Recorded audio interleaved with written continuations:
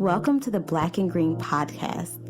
It's your go-to place to find the latest high-quality, all-natural products created by Black artisans.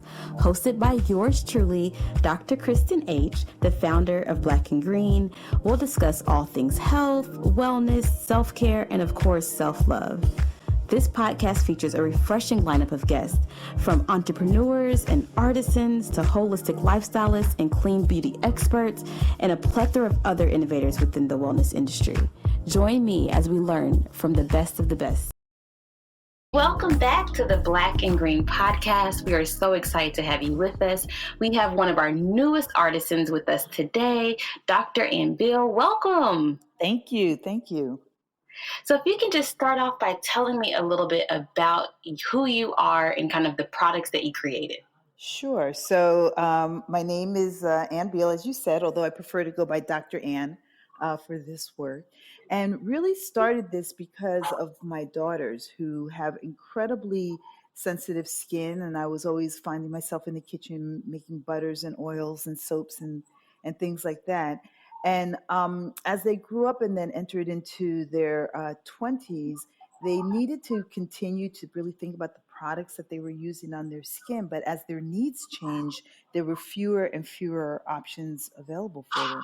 And so I started to realize that part of their challenge was not unique. And so really wanted to develop something that is really responsive to the needs of people who have melanin-rich skin, as well as addresses our needs, particularly once we start to get a little bit older and are starting to think about prevention and anti-aging and things along those lines. So really seeing that there was a need in my family, and then it was reinforced as I traveled and saw what other people were working with and what they were trying to do. So decided to create AbsoluteJOI as a result. That's awesome. So you kind of talked about the needs of melanin-rich skin. What are some of the specific needs of melanin-rich skin, or what are some ingredients that we should be looking to add to our routines? Sure. So, I mean, the first thing that everybody thinks about is our propensity for hyperpigmentation. So, one of the things I say is if you look too hard at my skin, I'll get a mark. So, anything that happens which causes inflammation, whether it's from the sun or acne or cut, anything like that, will tend to leave dark marks on our skin, and they can take weeks to months to go away. The other issue, though, is that we tend to be much more sensitive. And so when I was in medical school, we learned about this concept called the atopic triad, which says that people who have asthma and hay fever are also more likely to have sensitive skin or atopic skin.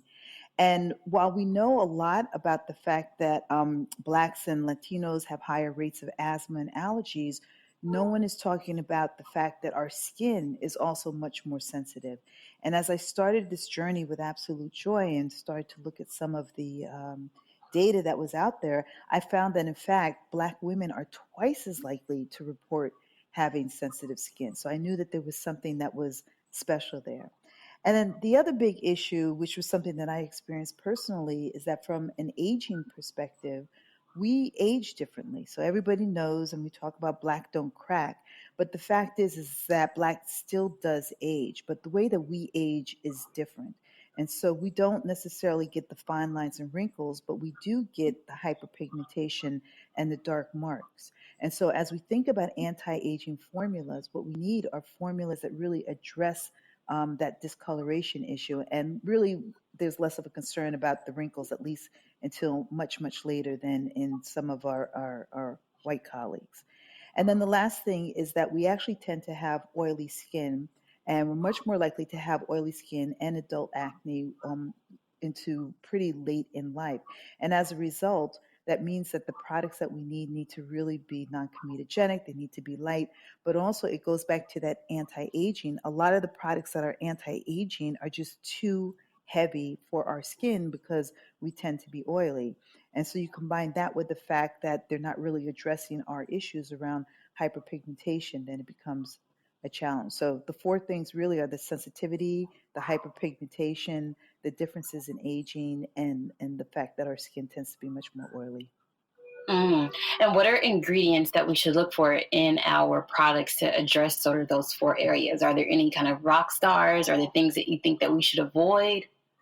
So the very first thing is I think everyone beginning maybe at 15 should start to use vitamin C because it is a significant antioxidant.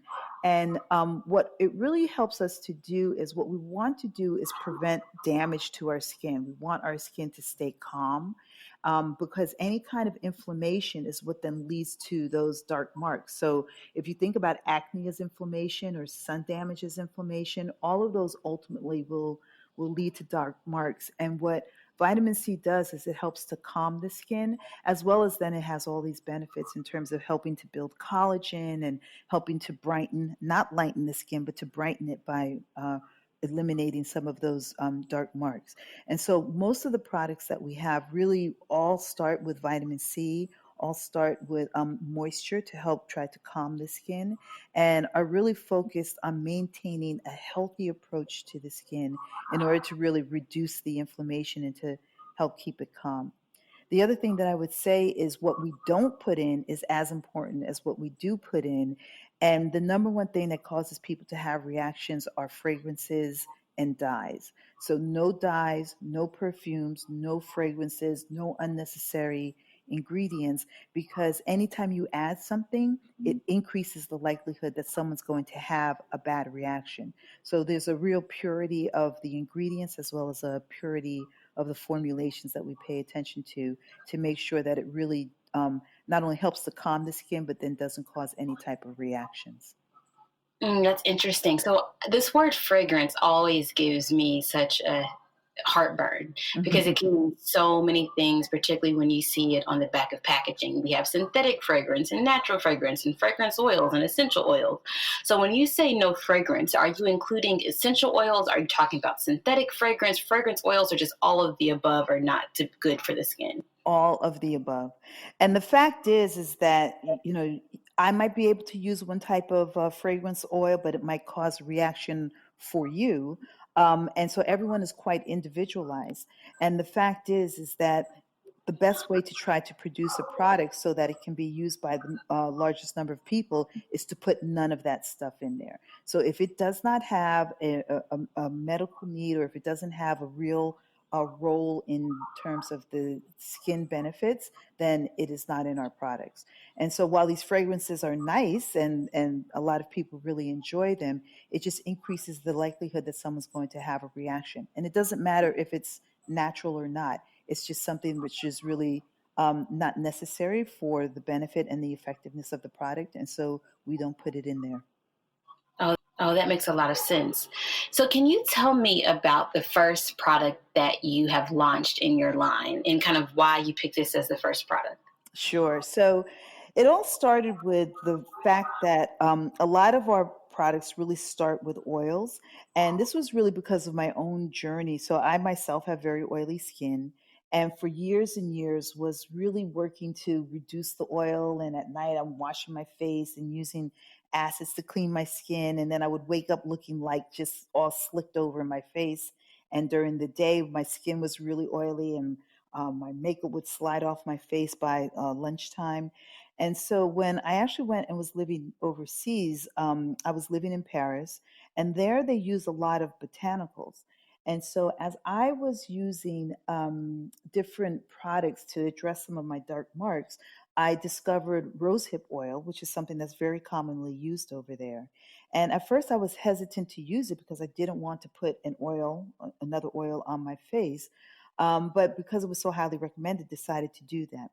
And what I discovered was not only did it help with my dark marks, but it actually helped to reduce my daytime oiliness.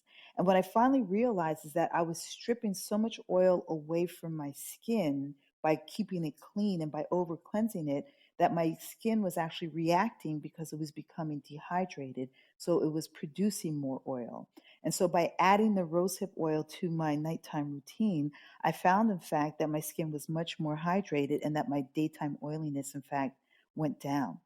And so starting with that focus on the oil, that led me on the path to looking at all the oils, the rosehip, the moringa, the evening primrose, and really all of the benefits that they provide for skin. And so that led me to then create the oil that we have, which has a lot of those ingredients.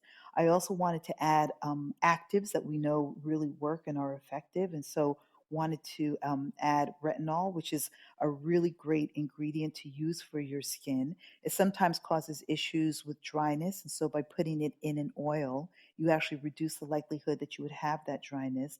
And then I also found a vitamin C, which is fat soluble, to really help boost the antioxidant component of this oil. So all of those came together to really help me develop the formula.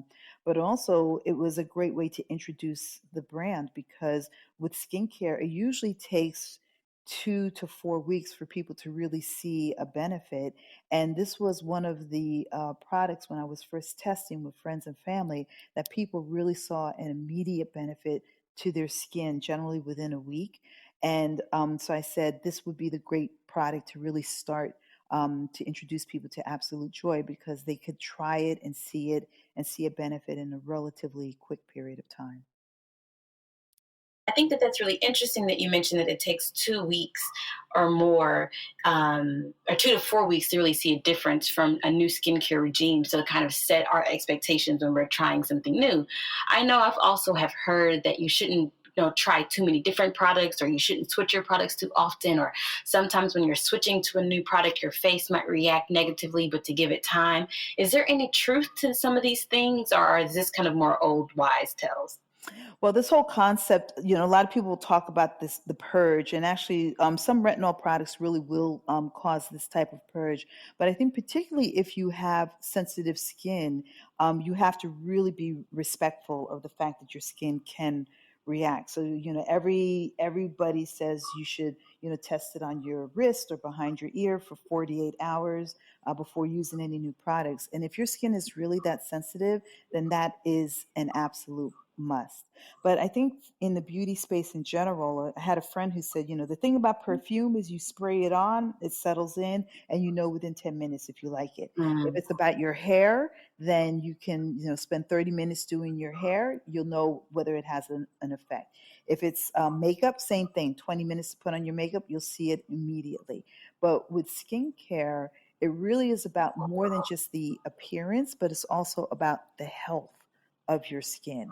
And so that really does take fully at least 2 weeks before you really do see a change. So I would say, yes, I think most people should go really slowly, particularly if they have sensitive skin.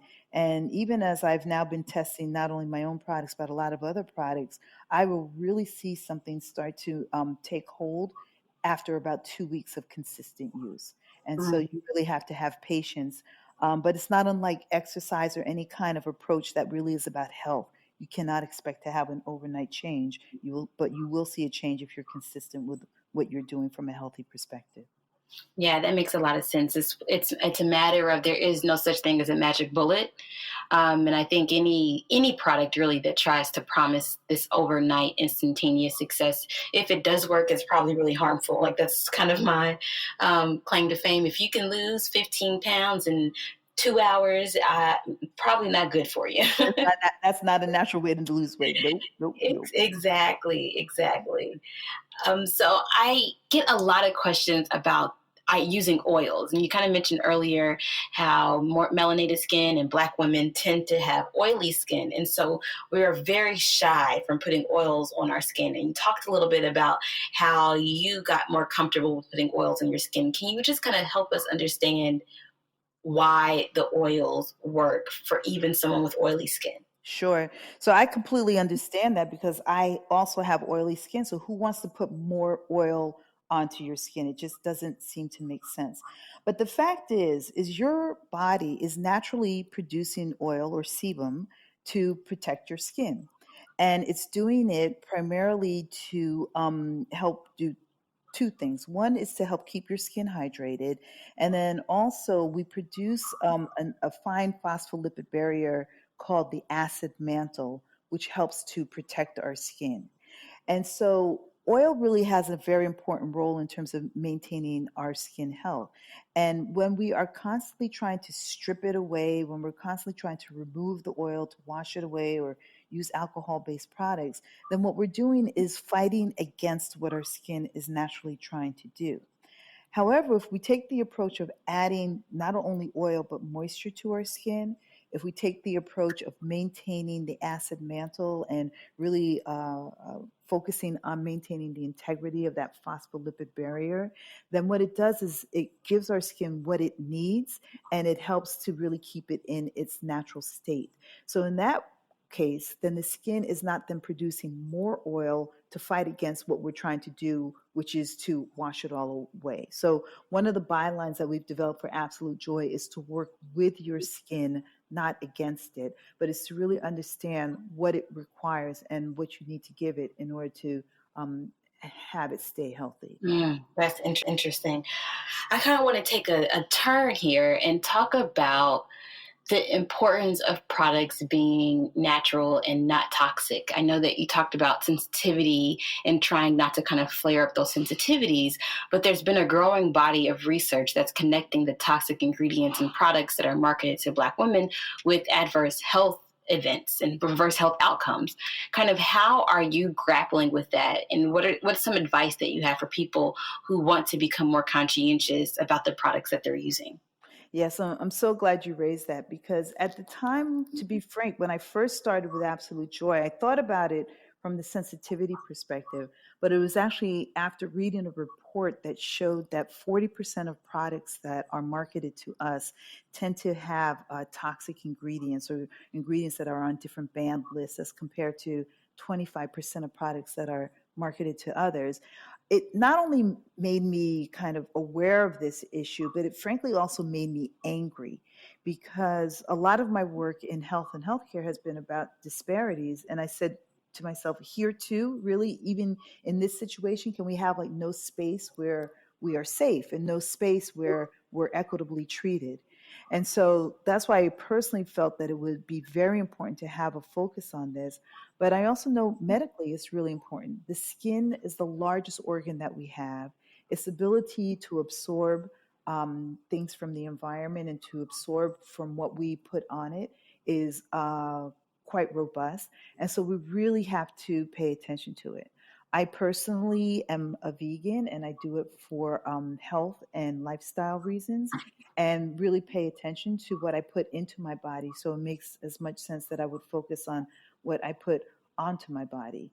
And so similarly, I think many of us really develop a real awareness around it, frankly, when we become mothers, and we really pay attention to what we're putting into our bodies at that time. But the fact is over the course of our lifetimes, whether we're young, whether we're mothers, or we're breastfeeding, or taking care of ourselves, or really preparing ourselves as we start to get older, the toxic load that exists from heavy metals, from pollution, from the stuff that is in our food, really has an impact on health. And I think the more that we're aware of that, and the more that we try to, frankly, protect ourselves, then the better we are for ourselves, as well as then for our children and our families. Now we will pause for a moment of meditation with Dr. Crystal Jones.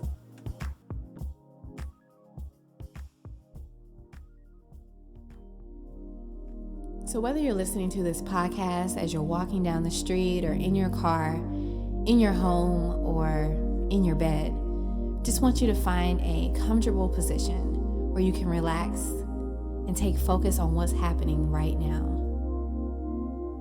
And as we do this, I want you to focus on your breath, focusing on the fact that your answers are always in your breath.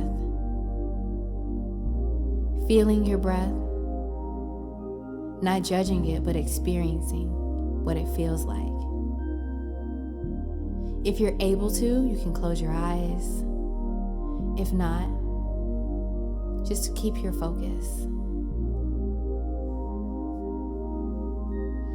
Notice where your breath is racing through. Where are you trying to meet so many deadlines in life? Notice where your breath is moving in the same cycle or feeling stuck. Where are you in destructive cycles in life? Where are you Not changing the script, but only changing the characters in the play. Just take a moment and notice what your breath feels like and how it relates to your life.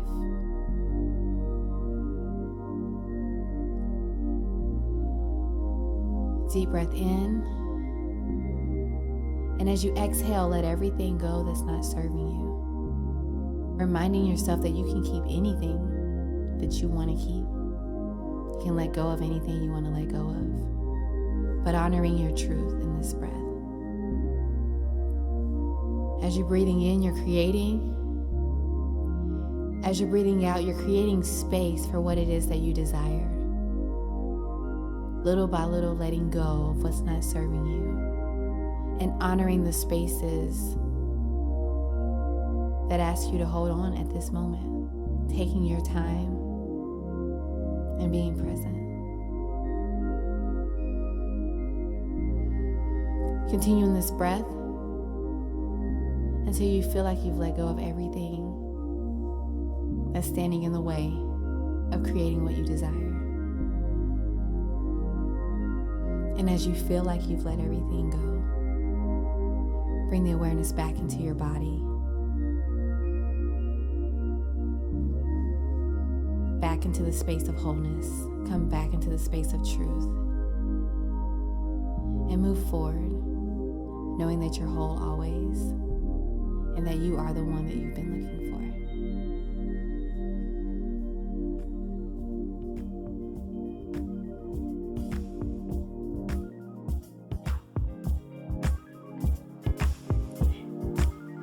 I hope that you enjoyed the meditation with Dr. Crystal. Sometimes we all need a reminder to just stop and take a break, stop and clear our minds, stop and be present. Can you tell me a little bit more about your background and sort of your education? Sure. So I'm a physician by training, and actually a pediatrician. I practiced for many, many years, and then started to move more into the research space. And so I was doing research for many years. And then from there, I actually moved into the policy space. And I have been doing a lot of work in the last few years on issues of policy and practice. And the way that I define policy is that it is the determination of who gets what and when in healthcare. And it is the determination of resources, who has access and who is able to get the needed services. And a lot of people who are involved with these policy discussions have actually never worked directly with patients. So there's a lot of politicians and a lot of lawyers and a lot of other people, but not necessarily people who can express the voice of the patient. So some of these policy decisions that are made really need to reflect a perspective that comes from the patient. And that's really been my work. That's really interesting because I worked at Johns Hopkins Hospital for about 6 or 7 years, and I've met a lot of physicians, and I am very hard pressed to find physicians who acknowledge and kind of recognize the role that are the foods that we're eating might have on our outcomes, or the kind of the value of being a vegan, or the understanding the products that we have. So to me, it feels like you are different than the typical physician. Where did that come from? Have you found something similar? Do you feel like you exist a little bit different from your other colleagues? So I think your observations are quite true. And frankly, I think it's a function of the lack of training that we have in this space. But if you really think about it, the whole field of nutritional science is relatively new. So 100 years ago, we were talking about nutrition in terms of fats, carbohydrates, and proteins, and that was it. And then we started to talk about vitamins, and now we're talking about micronutrients. And so I think the whole science of nutrition is still a relatively young science. And it frankly is a standalone science and has not yet really worked its way into medical education. But going back to this concept of inflammation, I remember when I was in medical school, one of the first things that they taught us was about inflammation. And essentially, I was like, why are we spending weeks learning about inflammation and how to find it and what the meaning is? But inflammation is either causes diseases or is an indicator of disease. And so when you think about it, whether it is autoimmune conditions or heart disease or cancer or any, even infections, you will always find indications of inflammation associated with those conditions. And we learned a lot about antioxidants and their role in helping to reduce inflammation. And that was when I started to think, so if antioxidants are so important, then why don't we then focus on bringing them more into our diet? And why don't we focus on thinking about them as a mechanism to treat disease if inflammation is an underlying root cause or associated with all of these conditions? And again, it is not really part of our own medical training, but fast forward many years where I actually discovered a book called The China Study, which talked a lot about the role of plant-based diets. And what I really liked about that book is that the person who wrote it actually was very much a supporter of drinking milk, and he was the son of a dairy farmer, and he wanted to show the benefits of milk, but all of his research actually showed the exact opposite. And the research was good. So I went and I looked at that research that he quoted. I looked at the articles that he cited that came from the medical literature. And I was like, there's really a very compelling case that he made. And then I combined that with, I just happened to have had meals with a number of colleagues over the course of maybe a 6-month period, many of whom had decided to go to a plant-based diet. And so decided to do it myself. And when I did it, I said, I'll just do it for 60 days. And I felt so much better that I was like, this is an absolute lifestyle change. Absolutely. That is amazing. I think that it provides a level of rigor. And I know that oftentimes when you're trying to assess what wellness changes to make and where do you get your wellness information, it can feel so overwhelming. And you have a hard time telling, well, what is real and what's evidence-based? But then at the same time, I know for me, I struggle even with evidence-based because there's a lot of politics that goes into what studies get funded and what studies don't get funded, and what studies you actually know about and which ones kind of get never published and get pushed under the rug because corporations can have so much influence over research dollars. So even trying to be evidence-based in of itself isn't enough. And so it can oftentimes feel overwhelming to figure out what's real and what's not. I remember having a heated conversation with one of our docs about soda. And she put her whole argument on the fact that there's no studies to prove that soda is bad for you, and therefore it must be okay. That's actually wrong. So, so I don't know what literature she's reading, but no, there's a good literature that shows that it is bad for you. Maybe she's looking at the medical literature, but there's also public health literature, there's nutritional literature, there's even economic literature. And so you have to kind of broaden your thinking to move outside of your primary area of expertise. But I think you raise a good point, because oftentimes it's only as good as the science that's out there, but the science requires funding, it requires someone who's willing to ask the questions, and it requires someone who's willing to then publish those findings. So for example, when I was doing a lot of research, it was in the area of health disparities, and every place we looked, Black folks were doing worse. And one of the questions that I said is, I was like, okay, I'm tired of studying the problem. I want to study the solutions. So we would often look at questions to say, so under what conditions are Black people having equal outcomes, or maybe even better outcomes? And what I found is that when we found that, and we submitted those articles for peer review, the editors were like, well, there was no difference. And I was like, but that's the story. The story is that there is no difference. And we know that, when it's intervention X or setting Y, that Black people do just as well. That is the story. And so it was a sort of paradigm shift, because they were used to telling the problem, but they weren't used to talking about the solution. And I think that is really important, because a part of the issue is if we don't talk about the solution, or if we don't talk about the structural kind of like kind of the structural things that exist that create some of these disparities, then the narrative becomes there's just something inherently wrong with Black people. Exactly. Or if they're inherently making choices that are just not for their best interest, and sort of the onus is on them. So I think it's really interesting to shift that conversation that no, there's more at play here than just a series of bad choices. Exactly. And one of the things that I used to always talk about is, way back in the day, we used to have offices of minority health. And we talked about in health and healthcare, public health, minority health, as if somehow that was different. And in the 90s, when there was this shift to talking about disparities, it doesn't seem like that was a... Thank you for tuning into the Black and Green Podcast. Did you have more questions for our special guest? Please leave your questions in the comment section. Also, check us out at BLKGRN.com. Please subscribe and comment. We love hearing from you. Until next time, buy Black and live green.